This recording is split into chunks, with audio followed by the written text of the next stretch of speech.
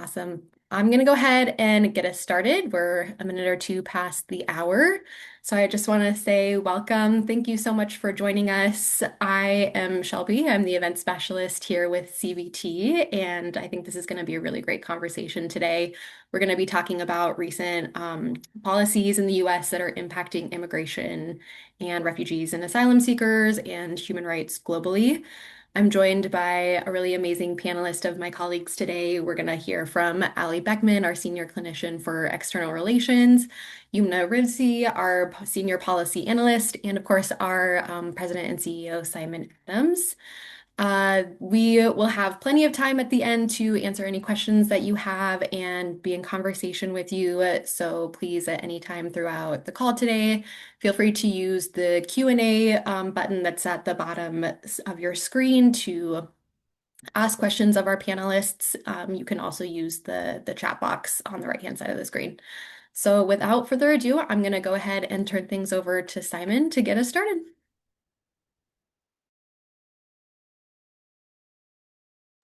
Oops, you're muted, Simon.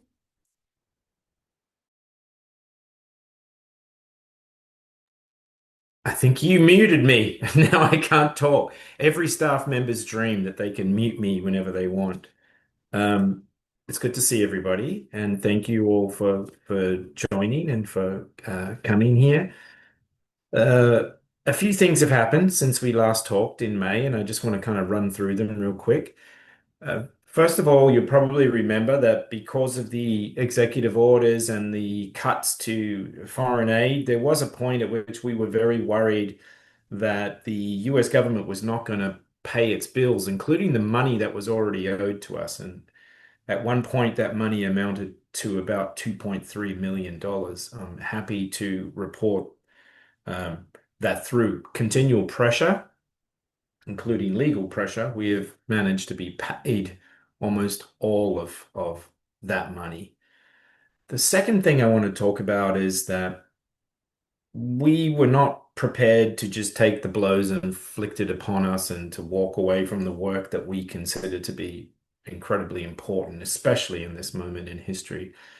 So we have pivoted and we have been able to not only save some of our programs that some that were defunded, we were not able to save, but we've been able to save a lot of our core programming. And we've also been able to pick out places where we feel like in the future we can have an ongoing impact in the world. So, for example, I'm very happy to say, I think I announced this earlier this year, but we are looking at establishing a small program in Syria in the future. That's going to take place due to non-US government funding. That's private funding plus some UN funding. We're continuing to look at work in northern Mexico and are in the process of registering to operate, on the northern Mexican border. And also, even though we lost the majority of our funding in Ethiopia, which used to be our biggest international programming, we were able to secure other non-US government funding from two European governments, in fact, to continue some work in northern Ethiopia in Tigray, where the civil war was recently. Also, as you will all be aware, we embarked upon a course of suing the federal government. It's been a rocky and tumultuous road to say the very, very least. But I we've actually been in Supreme Court this week. But let me just give you an update on that. I got an update from Scott Ream, who can't be here today, unfortunately, with us, but he gave me an update this morning. So let me just maybe read a part of that very quickly in his briefing that he sent me. He said, Today our case is in the Supreme Court for the third time. The remaining question is whether the government has to spend billions of dollars in foreign aid that Congress appropriated back in 2024 and on the programs that Congress said the money should be spent before the funds expire at the end of this fiscal year, which is just 3 weeks away, as you know. Last week, a lower court judge said yes to both those questions. The government immediately appealed the judge's decision, and they appealed it all the way up to the Supreme Court. Yesterday, the Supreme Court put the judge's decision on a brief pause while it considers whether to halt it for even longer, in which case the funds would likely expire. We should know the court's decision by next week. You may have seen some media reporting in the New York Times and other places about this case, but that's where it currently stands.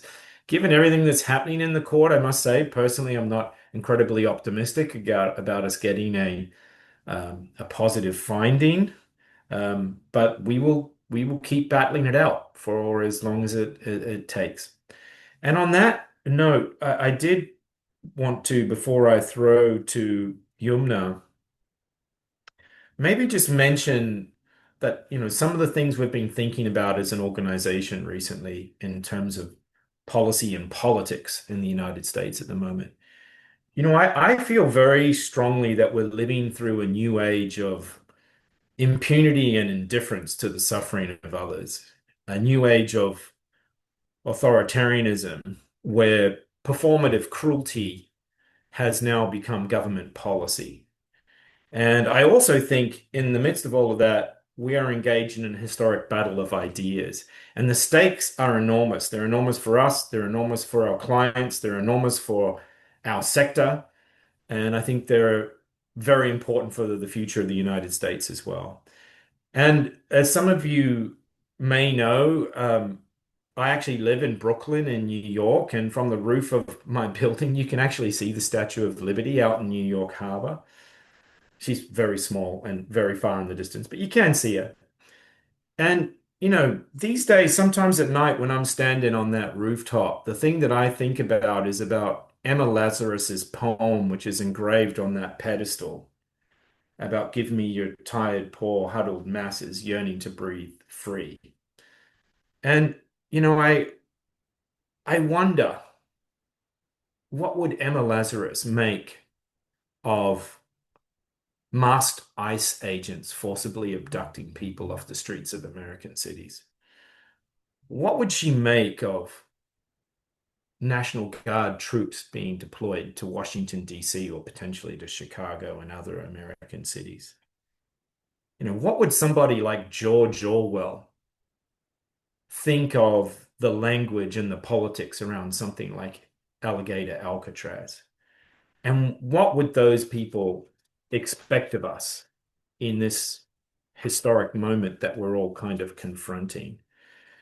Because I really strongly believe that, now is not a time for despair, even though some people may be fearing despairing at some point. And I'd like to tell you why really quickly.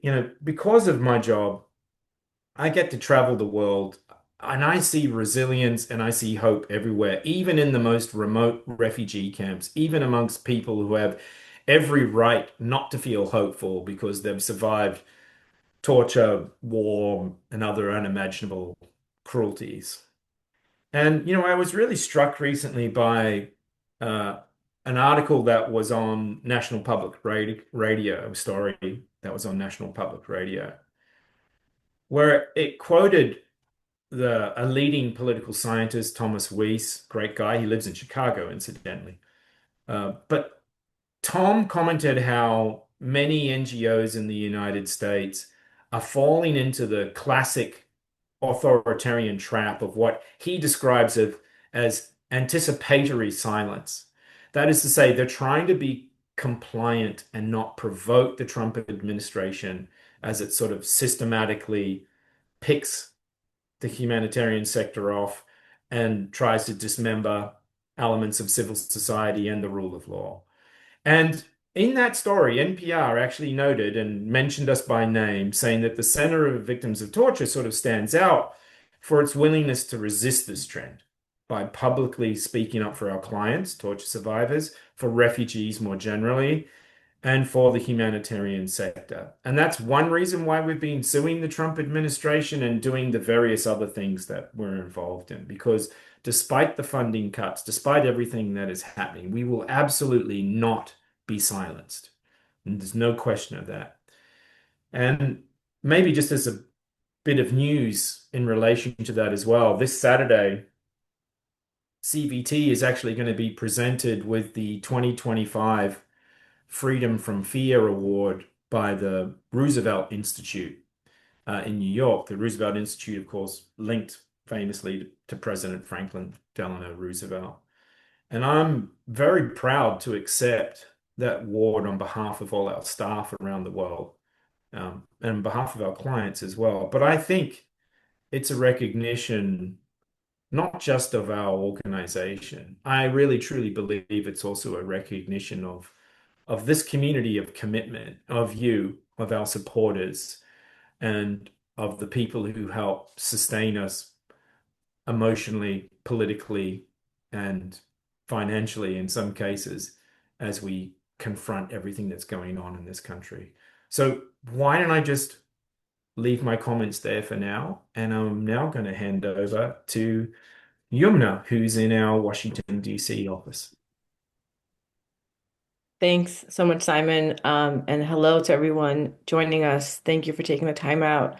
As Shelby said, I'm Yumna Rizvi, Senior Policy Analyst at CVT. I cover our U.S. national security and human rights portfolio, as well as refugees and asylum protection. I'm just going to pick up a little bit on what Simon talked about earlier with respect to the State Department. Hopefully, I can thread a line between what where he ended off with our lawsuit and the impact that the State Department cuts are having, not just on organizations like us, but globally, and how that relates to the U.S.'s current position and disengaging itself from the international human rights system.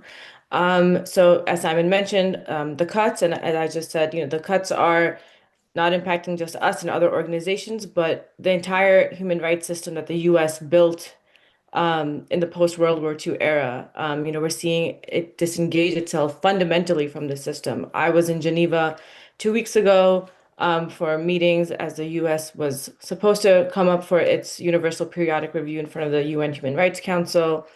And I heard a lot of concerns by member states, who are really concerned about U.S. disengagement and what it means for other countries and the precedent that it sets. And they also mentioned that the cuts, that they're facing, it impact them across the entire UN system and in Geneva, that meetings are being canceled, that country programs are affected, and that the US should be cognizant of what it's doing to other people, as Simon also said. These cuts again now domestically, how they're impacting the State Department's posture is that we've seen cuts, staffing cuts. The State Department laid off about 1,300 people. They have reorganized their entire structure. So there used to be the Bureau of Democracy, Labor, and Human Rights, which is now called the Office of Natural Rights. The State Department um, puts out country annual human rights reports that talk about, abuses and violations in almost every single country. These reports came out this year a little bit later than expected, and they cut entire sections on discrimination against marginalized groups such as women, LGBTQI plus communities, children, racial and ethnic minorities, and indigenous populations. They also cut sections on free and fair elections, government corruption, and downplayed or eliminated recorded abuses. These reports, enable international human rights organizations to hold governments accountable for their actions and help protect human rights defenders, journalists, and civil society more broadly. Domestically, in the US, these country reports are relied on by immigration judges in asylum and other humanitarian relief cases due to their findings on persecution and human rights violations. So making sure, people are granted asylum here when they are facing persecution and torture in other countries. Um, for several months now, we've seen that the Trump administration has prioritized mass deportations and, terminated temporary protected status for Afghans, Venezuelans, Nicaraguans, Hondurans, Nepalese, and Haitians, and is continuing to seek third country agreements with third countries to accept more deportees. These reports now also demonstrate how the U.S. is violating its own domestic and international human rights obligations. Namely the principle of non-refoulement, which is that the U.S. cannot send someone remove someone to another country where they are at risk of facing persecution or torture. Now, these reports say that these countries are having these violations while the US is also sending people to those countries. So signaling that the US at this point really doesn't care about its human rights obligations. Um, I'll now switch sort of into the domestic immigration framework and what all has been happening.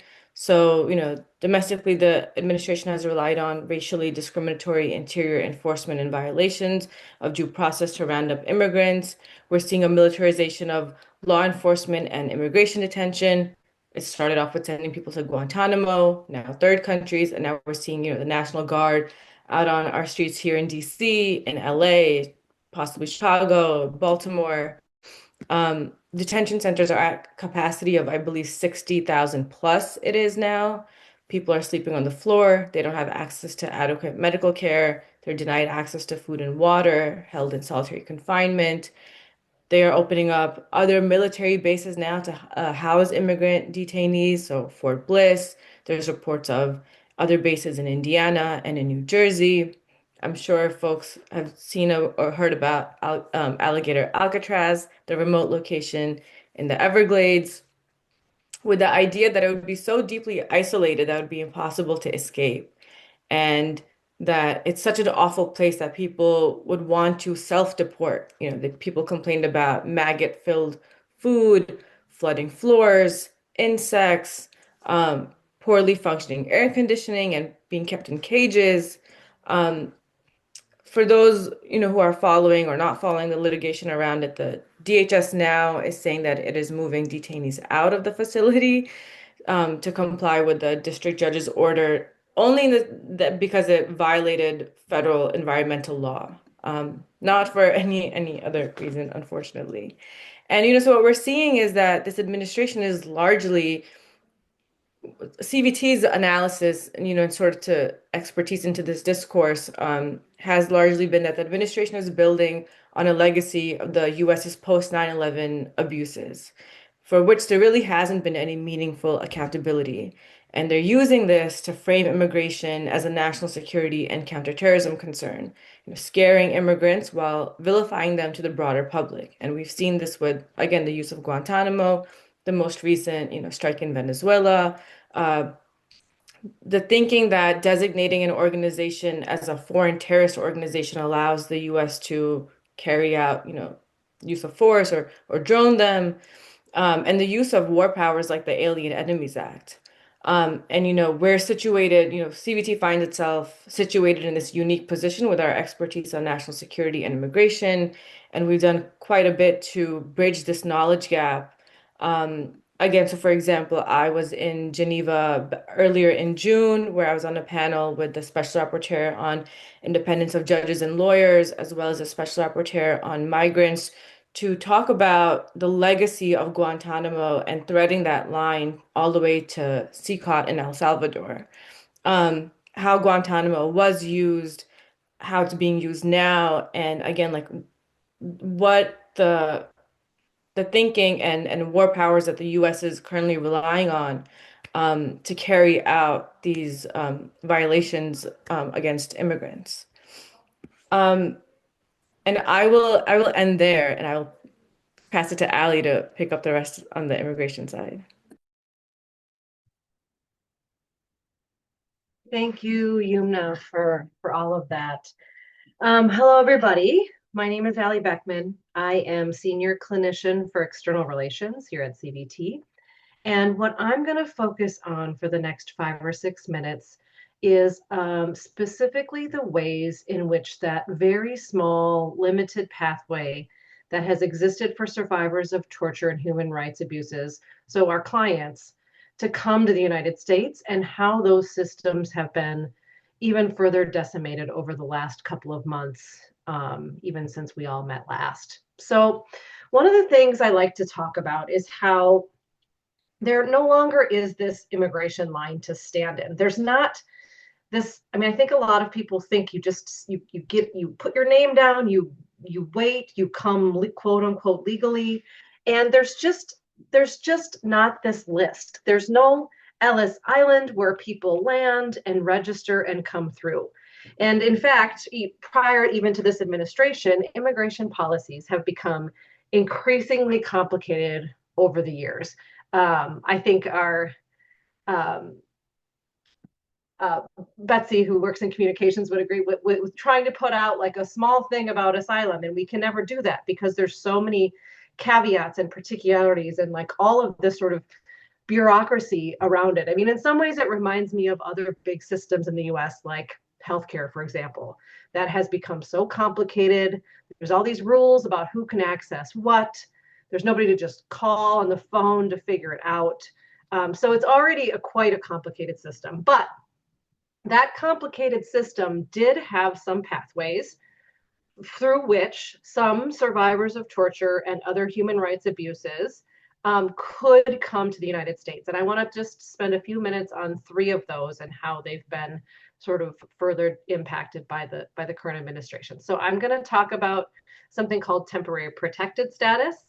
I'm going to talk about the refugee admissions program to the United States and the asylum process. These are the programs that many of our clients in the US have either come here with or who have applied for while they're here.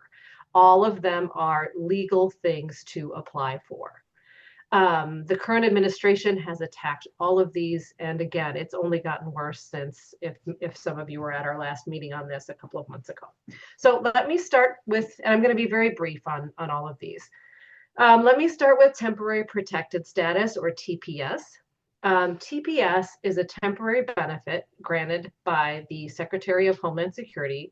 And what it does is it allows for people from certain countries who are already in the United States temporary status to stay here and work. It is not a pathway to citizenship. It's a temporary status, but it is granted when a country outside of the US is facing conditions that make it unsafe for its nationals to return.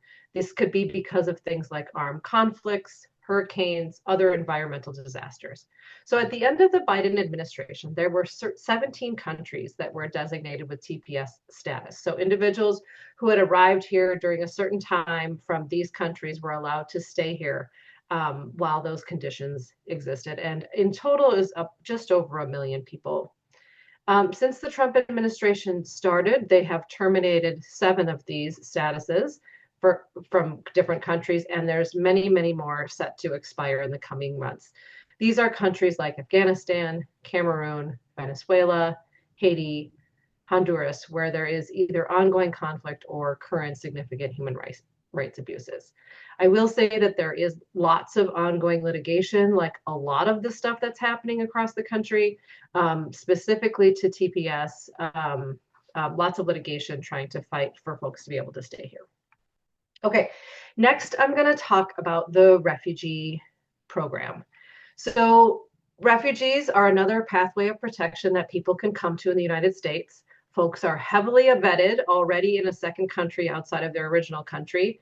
Most have spent years in camps before coming to the United States, and they represent a tiny, tiny number of the overall refugees in the world. The US takes something less than like 1% of the world's refugees. At least in prior years, when our numbers were somewhere around 100 or 125,000. So since January, there has been an indefinite refugee ban, which included those individuals who were already approved to come, some people who actually had plane tickets that were canceled. There is ongoing litigation on this as well. There's a case called Pasito versus Trump, which has gone back and forth, but not resulted yet in any of those individuals being able to come to the United States so far. So refugee resettlement has almost completely stopped, with the exception of a small group of white South Afrikaners who've been resettled, with rumors that there will be more, and another small group of Afghans who have also been able to come. These were individuals who are called SIVs, or those individuals who worked with the US military in Afghanistan. So it's the president who sets the number of refugees that can come each year. Usually that happens before the fiscal year ends. And the rumor we're hearing is that this administration will set the number somewhere around 40,000 or less. Again, in the past, it's been 100,000, 125,000. And the rumor is that most of those spots are going to be reserved mostly for white Afrikaners from South Africa. Okay, moving on to the last topic that I want to talk about, which is asylum. So asylum has been also increasingly attacked over the last few months. There have been several troubling tactics that the government has used to come after individuals who have legally applied for asylum status in the United States. And I emphasize that because I think a lot of people don't realize that the only way to actually apply for asylum is to be in the country first. So you come here however you can, and then you ask or request for asylum status. This is legal to be able to do this. So all of this language around like folks who are illegally entering and whatever else, it has been people's right to ask at the border or ask once they've arrived, I would like to apply for asylum. So a few of the tactics that have happened, one of the recent ones is when people apply for asylum, and I'm not going to get into all of the details because again, it's super complicated, but they're either in an affirmative process with an asylum officer that involves an interview, or they're in a defensive process with an immigration judge. It depends how you end up in one or the other. It depends on a number of factors. It doesn't mean that one case is necessarily has more merits than the other. But one of the things that they have been doing, and this is included in Minnesota and many other states, is that an individual has been going for their asylum hearing at a court, and then the court is what's called administratively closing it. It basically means we're going to take this case out of the active docket. We're not going to make a decision. You can continue to stay here while it's pending. You can get your work permit renewed, etc. But we're not going to actively pursue it. So it's not great in that somebody's not going to get a final decision, but it's also not horrible because you can sort of stay here. I mean, it's all relative, right? What's horrible, but you can stay here and work while that's happening. But what they're doing is they're administratively closing the hearing, and then as somebody walks out of the hearing, ICE is waiting for them. And then they're detaining them, and then they're putting them in something called expedited removal, which is a way to quickly deport somebody without a hearing. So it's sort of this bait and switch trick that has been happening. Another brand new tactic that we're just learning about is the administration has now authorized 600 US military lawyers to serve as immigration judges. They have as temporary judges. This action comes after many immigration judges have either been fired or voluntarily resigned rather than follow through on new directives. So even a new immigration judge who's familiar with complexities of immigration law, it typically takes several months of training, a multi-year probationary period. So the fact that they're pulling in folks that are not trained or didn't sign up to do this is problematic. Another thing that happened out of the appropriations bill, sometimes called the Big Beautiful Bill, is that benefits are going to end for many people across the United States, but they have explicitly noted that they are going to end things like SNAP, which is food stamps, and Medicaid and Medicare for people who are asylees and refugees. So you're an asylum seeker until you get asylum, and then you're an asylee. That's basically saying we are allowing you status here. You can apply for permanent residency in a year. Refugees already come here with status. So these are people who have already been accepted, are on a pathway to become citizens, who are now going to be barred from SNAP, which has started immediately, and Medicaid and Medicare, which will start next October. The final thing I'll just touch on is that they have also implemented new fees for many of these immigration processes. So this has a direct impact on a lot of our clients. It is now $100 to apply for asylum. It's $100 while your case is pending each year. And then this sort of significant one, it is now $550 to apply for your first work permit. So if you can imagine, you apply for asylum, you have to wait for 6 months before you can get a work permit. You're presumably not working, right? And then to have to pay $550 to get the work permit to be able to work is going to be quite burdensome to many clients. And they've even done some other things like starting October 28th, people are going to have to pay those fees via credit card. So it means they need to have a bank account versus paying by check. So there's just all of these varied ways where the administration is making it more and more difficult for people to, if not impossible, to apply for these protections that have long existed in the US.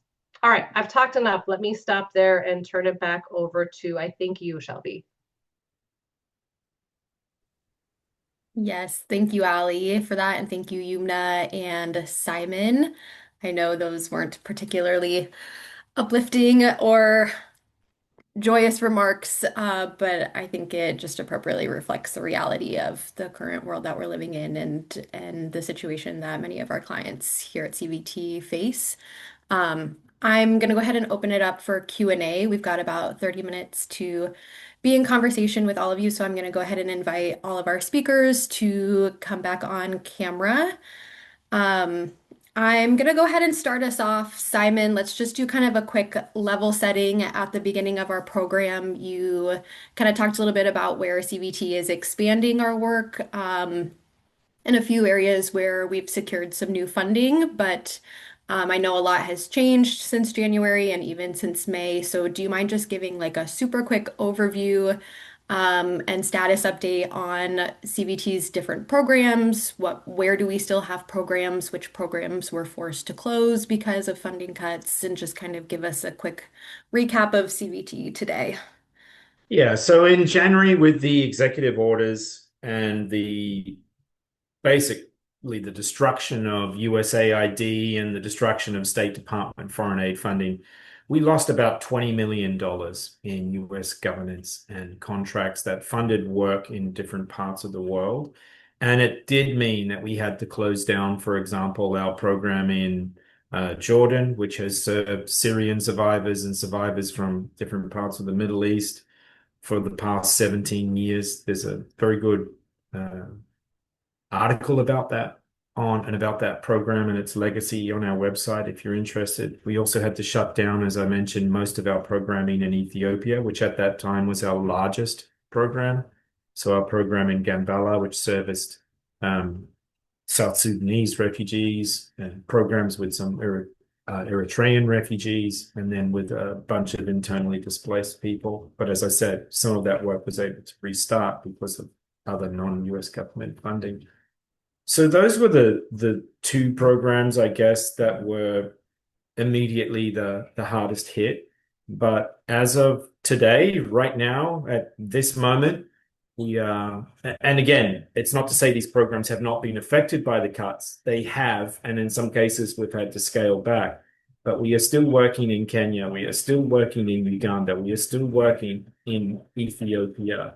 Um, and we are looking at we're still working across the United States of America in our clinics, very importantly, including the clinics in Minnesota.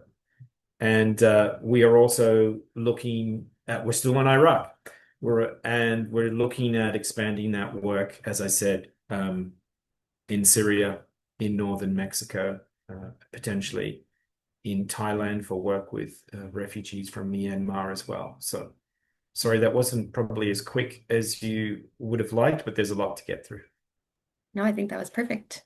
Yumna, you spoke earlier about these human rights reports that are being released that are excluding quite vital information about how these minority communities are being discriminated against and how these actions aren't being appropriately reflected in these human rights reports. Are there any nonprofits or organizations that are releasing their own independent reports that are kind of being the counter narrative to these more formal reports that we're seeing that are trying to shed light on the truth that is actually happening? Yeah, I'll quickly flag that Amnesty International and Human Rights Watch, for a long time have done their annual re world reports. So those are great resources. I'm not sure if anyone else does it at that scale, but they've done it for decades now. I think Human Rights Watch's history of doing them is that they started those also as a response to like one US administration's, I believe it was like the Reagan administration, I think they did it. And they started these as a response to those, and they've continued to do them ever since. So those are great, great resources. Again, at the scale that the State Department also covers. And you know, while I have you, I'm actually going to ask this question from Christina and kind of expand on it with my own thoughts. But she's asking if there's any efforts being done by specific Democratic senators to push back against the cruelty that we're seeing coming out of the administration. And I guess just more broadly, like what are you seeing just Democratic lawmakers doing to try to be a force for good here in what is otherwise kind of a dark time? Yeah, I mean, it's definitely a dark time in Congress too.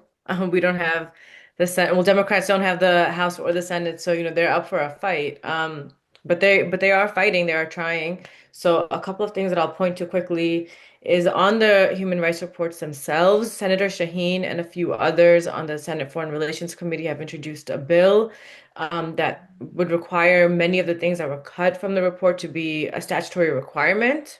So what the State Department essentially did was that they took whatever statutory requirement that already existed and said, we're going to just do a narrow reading of this in order to streamline the reports. And so now Senator Shaheen and co. are saying, no, these things are really important too. So we're going to make a requirement that you must include these. So that's been introduced. Would love for folks to see that, call your senators, ask them to vote for it, support it. Senator Tim Kaine, my lovely senator out of Virginia, has introduced six 502B resolutions. So Section 502B of the Foreign Assistance Act of 1961 conditions U.S. security assistance to a partner's adherence to internationally recognized human rights. It defines what those rights are and what gross human rights violations are. And so, if a partner country who is receiving U.S. security assistance is found carrying out gross violations of human rights, such as torture, extrajudicial killings, all of these things are listed in the Foreign Assistance Act. They're not supposed to receive security assistance, and so. The 502B resolution is one of those methods.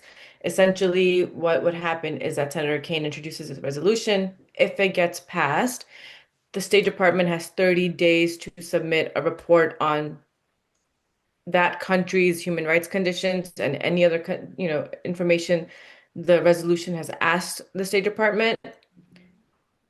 If the report is submitted, then Congress looks at it and then decides to vote for continuing security assistance or not. If the report is not submitted in the given time frame, then security assistance is automatically cut to that country. And so Senator Kaine did this for El Salvador. It failed on party lines. He's now introduced it for six other countries. I believe it's Panama, Ethiopia, South Sudan, Costa Rica, and Eswatini. I think those are the five or six. I'm missing one. I will look it up and I'll put it in the chat. But so that he's introduced those before Congress went on recess, and we'll bring them up for a vote. I think sometime this month. Um, Christina also asked about Senator Warren's amendment. So Senator Warren for the National Defense Authorization Act, which is a must-pass bill, has introduced amendments around military detention, prohibiting it and putting some guardrails around it. But that's still in the process. The Senate is working on their NDAA process. I think they're doing amendments now. So is the House. The House was meeting yesterday. I think the Senate also met yesterday. So keep an eye out on those things, and whatever information we get, I'm happy to share with folks. Thank you, Yumna. Ali, you talked quite a bit about these different pathways that people have been able to find protections in the US through temporary protected status, refugee status, asylum seekers, and all of these groups of people are folks that CVT works with across all of our different domestic programs here in the US. And they're all going to be hit essentially by these different policies. And I'm just curious if you have any insight into how our clients are doing, how they're feeling in regards to these policies. I'm sure they're all quite fearful, and have anxieties around what may happen, or they may fear their future is in limbo here. So can you speak a little bit about that?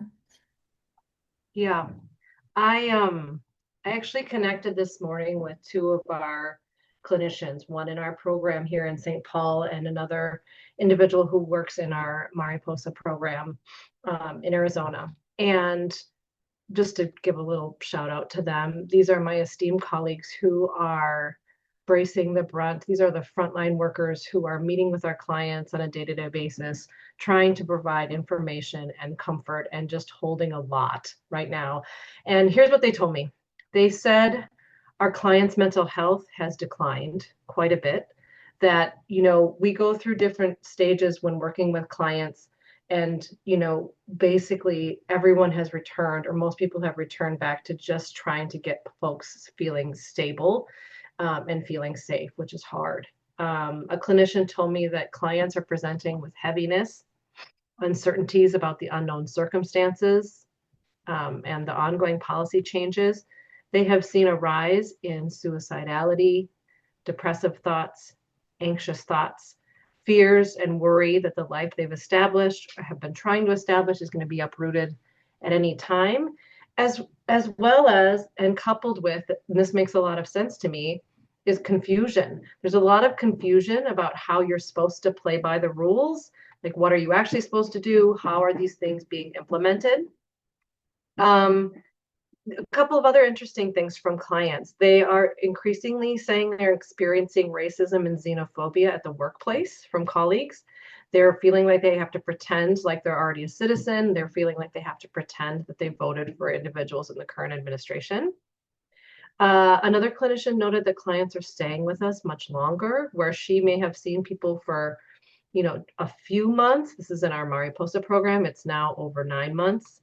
And she said that actually it's been challenging to engage some new clients because they may not trust us. They don't know if we're part of the government and what our motivations might be, or if by accessing our help, will that somehow impact their, asylum claims. Um, yeah, let me just stop there, but I will say that the impacts have been quite profound on our clients. Fear and confusion being at the top. Yeah. Thank you for that, Ali. Simon, I'm gonna pass this question from Rachel over to you. She works in the US with women dealing with violence, and she's asking if we have plans for addressing the torture and cruel treatment of American citizens inside the US. Do you have any insight for her?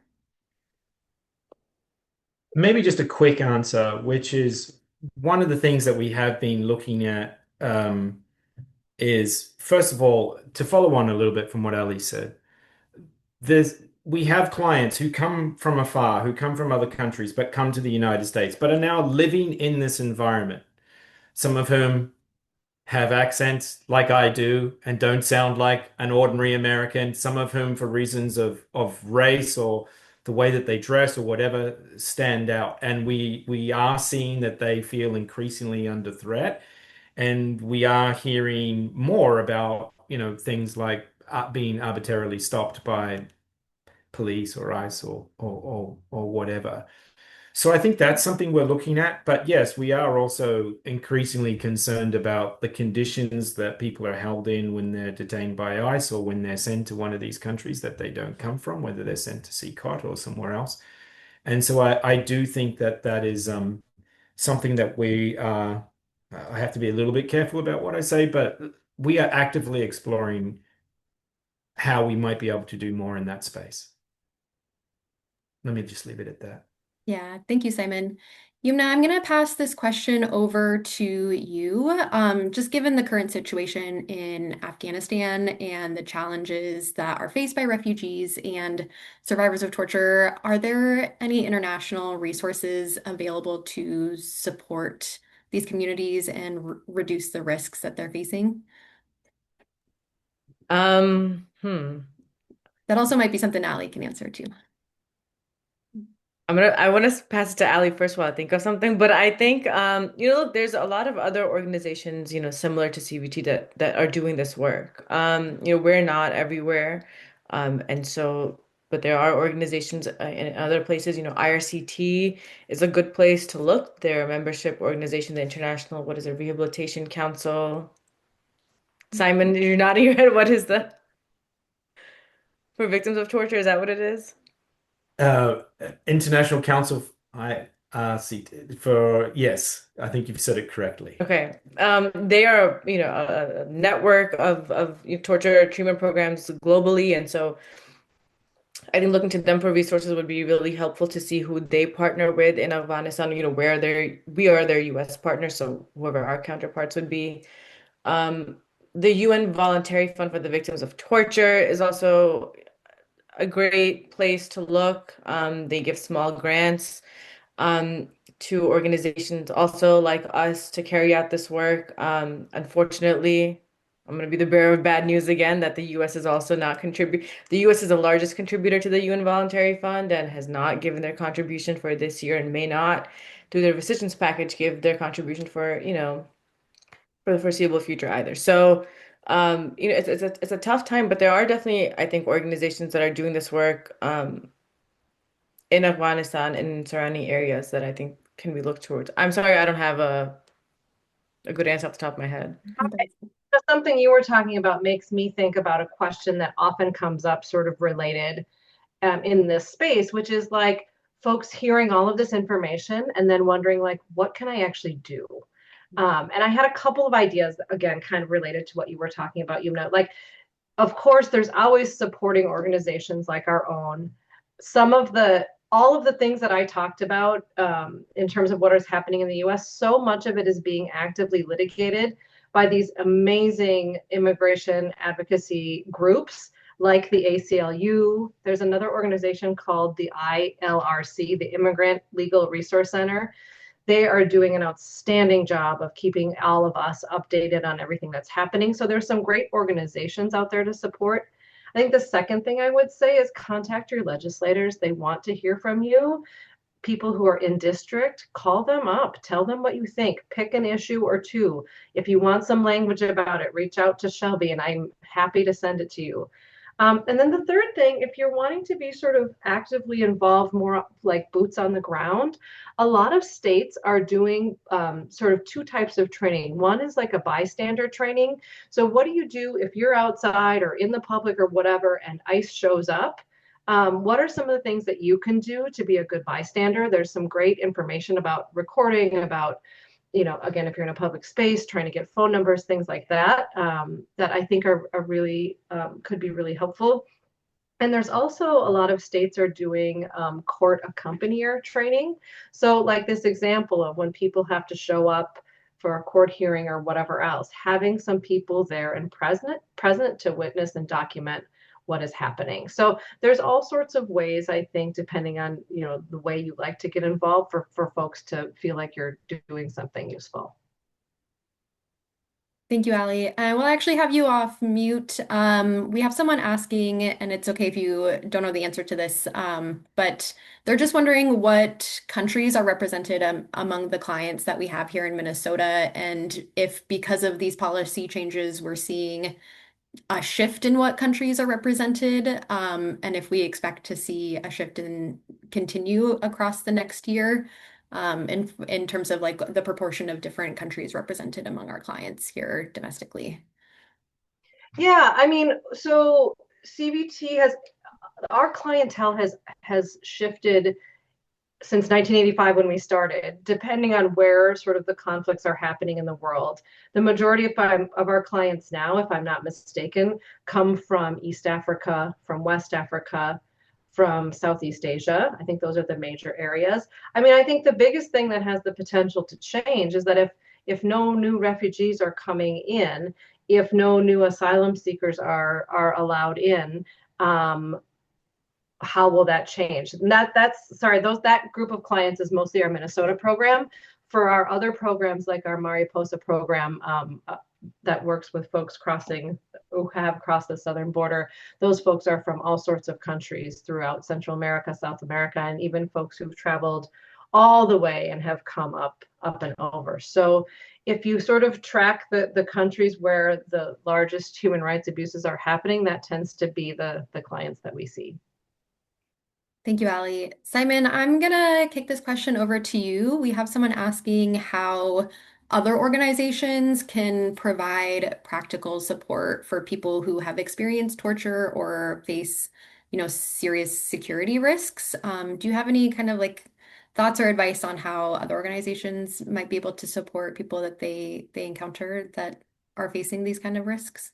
You always give me the tough questions. I mean, I don't know. I mean, refer them to CBT is the simple answer, I think. Obviously, we work in partnership with a lot of different organizations in a lot of different ways. It's a two-way relationship, right? Like sometimes we're referring clients, we're referring cases, we're helping people refer people for legal advice or whatever, or for, we're doing advocacy combined with other organizations. But yes, we do also have organizations referring clients and referring people to us as well.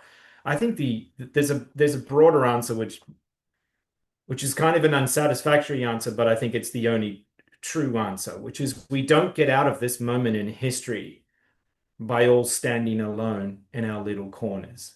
The only way that we actually get out of this moment in history is by working together in a more systematic and coordinated way. So we're always looking to work in constructive partnership with other organizations. And Yumna, I have a question. So we did one of these briefings back in May, and kind of one of the main topics of that conversation was the CCOT prison in El Salvador and the use of Guantanamo as a detention facility.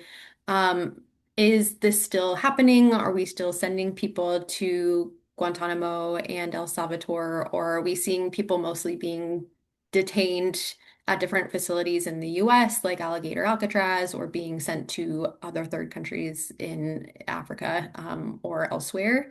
Can you kind of give us an update on kind of what the current landscape like that looks like? All of the above. Yeah. I think they're doing everything. Guantanamo now has been relatively used as a holding place, shuffling people in and out and I think smaller batches of like 30 and 40, I think. Uh, with respect to El Salvador, my understanding is that they're not sending Venezuelans to El Salvador anymore, but are sending Salvadorans. Um, so those normal deportation flights are still going on. Um, and I'm not aware of anyone else going to CCOT now specifically. And with respect to third country removals, back in June, I believe it was, the Supreme Court did say that the administration could resume those, and so those are still ongoing. And they're still seeking agreements with other countries to take people. So yeah, all of the above, unfortunately. Yeah, thank you, Yumna. Ali, I'm gonna send this question to you, but of course, Yumna and Simon, feel free to chime in if you have any thoughts too. But we have an individual asking, or really stating, that many survivors feel hopeless because the asylum process is so long. I know I've talked to clients who have been waiting years and years and years, and it's so full of obstacles. What hope do you see for them? And I would say for refugees and asylum seekers more broadly. And hopefully there is some hope that we can see for Well, of them. course, we have to hang on to hope, right? Like Yeah. we have to. And I have heard the wonderful thing in talking with and hearing from our colleagues doing the direct clinical work. Of course, they're holding a lot in sitting with clients, but they're also, I think they've sent this sort of your way, Shelby, too, have been sharing sort of little bits of positive things. So, like someone just got their ankle bracelet removed. This is a new way that we're, instead of having somebody be detained, we're now putting ankle bracelets on folks to monitor them. So we're really trying to celebrate the little successes. We have had some individuals who are in the affirmative asylum process still get granted asylum.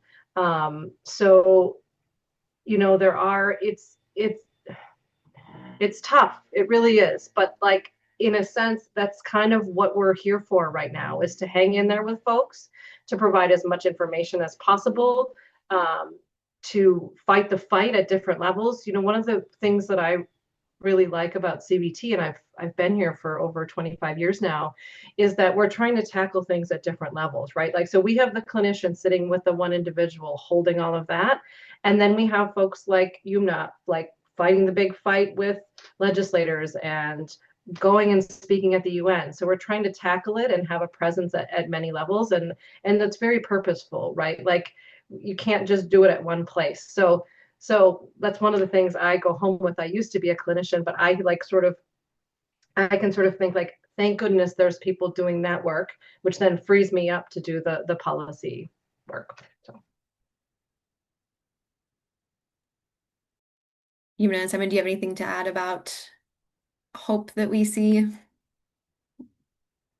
I mean, I think I spoke about it in my initial comments, but yeah, I mean, I would echo what Ali said, which is you always have to hold on to hope. And I think, it's easy maybe for those of us whose lives are a little bit more comfortable or which we have more rights and so forth around ourselves to maybe lapse into despair from time to time. But as I said in my comments, I actually find the exact reverse sentiment amongst the most vulnerable. They are the people who are sometimes the most hopeful because they've endured the worst and survived it.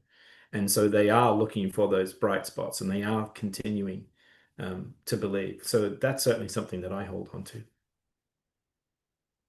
Yeah, I mean, echoing both of what they just said, but also I just want to add, it also like it gets hard for us at times in this work, but having supporters like everyone on this call really makes it easier for us too, knowing that there are people, who believe in us, who support us, are in it with us. It makes it a lot easier. I will just share a quick personal story that when my parents came to the US 25 years ago now, my dad's a survivor of torture, and we ended up going to the Bellevue program in New York, which again is a partner of CVT. And so for me, like now doing this work is a bit full circle, and I'm so grateful for, the support that my parents got from the Bellevue program and to be working in a partner organization like CVT. I'm trying to do my best to make sure, someone has a better experience too. And so, we look to our clients, we look to our allies and people like you to keep us, giving us that hope so we can continue. That was so beautifully said. Thank you to all of you. I think that is the best note to wrap this up on. So I want to say thank you to Ali and Yumna and Simon for this really fantastic conversation today. And thank you to each one of you for being on this call and for being so engaged with us in the chat and for asking such thoughtful questions. I apologize if we weren't able to get to your question today. We'll follow up with you individually to hopefully get some answers over to you. Of course, these policies just continue to keep unfolding and they really evolve day by day, if not minute by minute. And so we're going to really do our best to try and keep you all as updated as we can as these policies keep unfolding, especially as they relate to the impact of CVT and how we're able to do our work. But really, I just want to say our work truly isn't possible without the support of each and every one of you on this call. And so I just want to say thank you so much for standing by us and by the survivors that we serve during this particularly challenging time. You all give me hope. And so I just want to say thank you for that. But I'll just leave it there. And I wish you all a wonderful rest of your day, and we'll be in touch soon. Thank you, everyone.